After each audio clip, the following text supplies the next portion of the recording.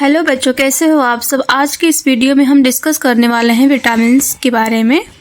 तो सबसे पहले हम विटामिन्स जानते हैं विटामिन्स क्या होता है।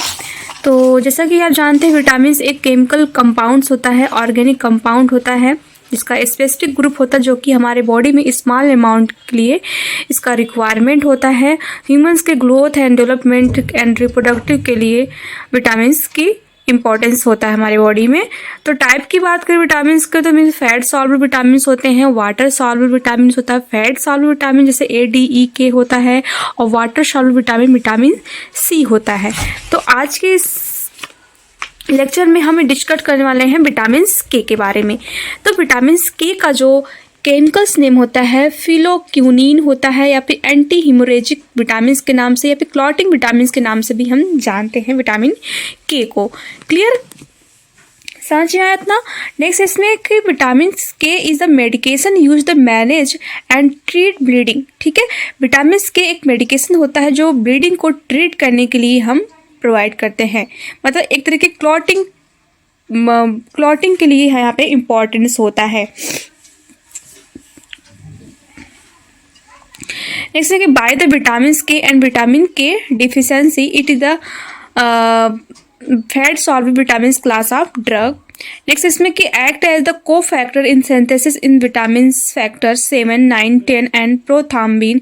It is use to prevent the bleeding. ठीक है, विटामिन K आप जो होता है ये क्लॉटिंग फैक्टर 2, 7, 9, 10 के सिंथेसिस में बहुत ज़्यादा एसेंशियल रोल होता है विटामिन K का। क्लियर, विटामिन K जो होता है ये activation of the clotting factor second prothrombin और को थ्रोम्बिन में कन्वर्ट करने में हेल्प करता है। क्लियर इतना।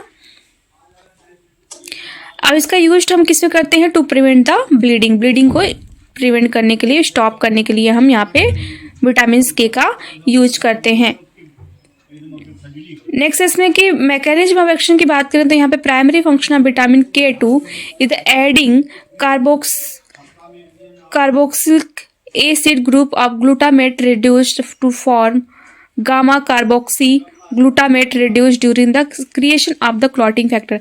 यहाँ बताया गया जो विटामिन K है क्लॉटिंग फैक्टर, ठीक है, इसका जो फॉर्मेशन होता है कैसे होता है, तो यहाँ पे बताया गया है कि कार्बोक्सिल जो एसिड ग्रुप होता है ग्लूटामेट के साथ क्या होता है गामा कार्बोक्सिलमेट रेड्यूस्ड में कन्वर्ट कर देता है, जिससे विटामिन K से यहाँ पे प्रोथाम्बिन में कन्वर्ट हो जाता है।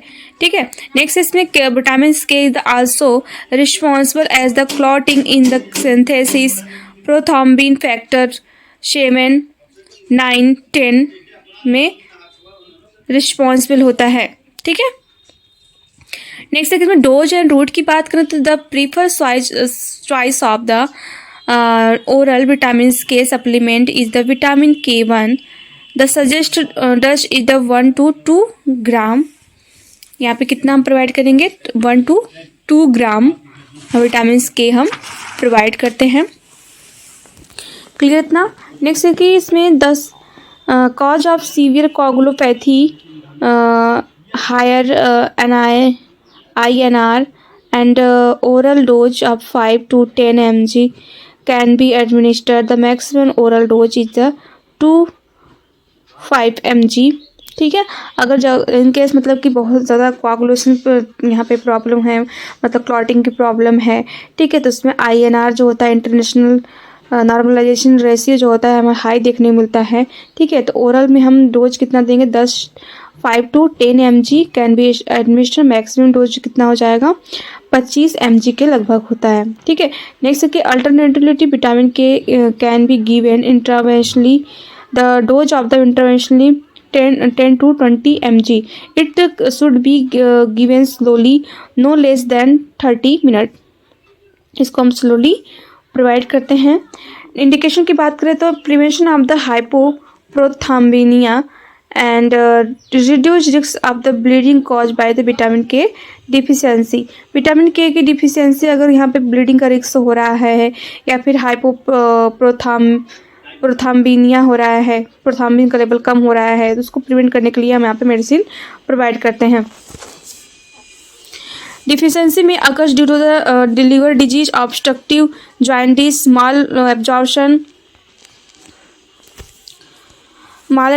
Long term antimicrobial therapy. ठीक है, तो यहाँ पे अगर लिवर डिजीज है या फिर ऑब्स्ट्रक्टिव जॉइंटिस की प्रॉब्लम है, माल एब्जॉर्प्शन की प्रॉब्लम है, long term antimicrobial therapy हमें ले रहे हैं, तो इस कंडीशन में क्या हो सकता है, विटामिन के की डिफिशियंसी होती है।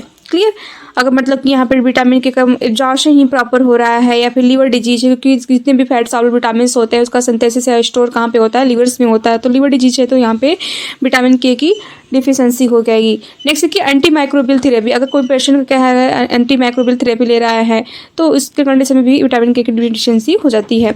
विटामिन के फाइटोन, डिनोन एंड में फाइटोन, ठीक है, जिसका ओरल डोज है 5 mg टैबलेट के फॉर्म में प्रोवाइड करते हैं। कंट्राइंडिकेशन की बात करें यहाँ पे, तो कंट्राइंडिकेशन क्या होता है, हेरिडेटरी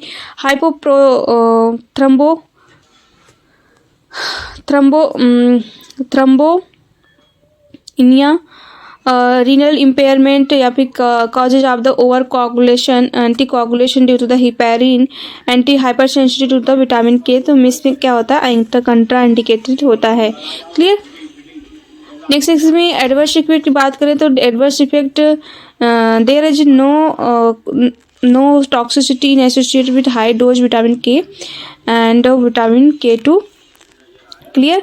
रोल ऑफ नर्स की बात करें तो यहाँ पे monitor of the vitamin K administer और level of the usually prothrombin time and INR। ठीक है, हम क्या करते हैं, पहली बात जब हम विटामिन के यहाँ प्रोवाइड करेंगे तो हम जो INR लेवल होता है, PT लेवल होता है, इसको हम लगातार मॉनिटर करते रहते हैं। ठीक है। Educate for the patient healthy balanced diet with green leafy vegetables. ठीक है, इसमें ग्रीन लीफी वेजिटेबल्स ये हेल्दी डाइट में हमको पेशेंट को सजेस्ट करना है, एजुकेट करना है कि आप बैलेंस डाइट का लेते रहें। ठीक है। नेक्स्ट इसमें follow up with the patient and also reinforce the point about dietary intake and ensure the INR and other value of the remain range.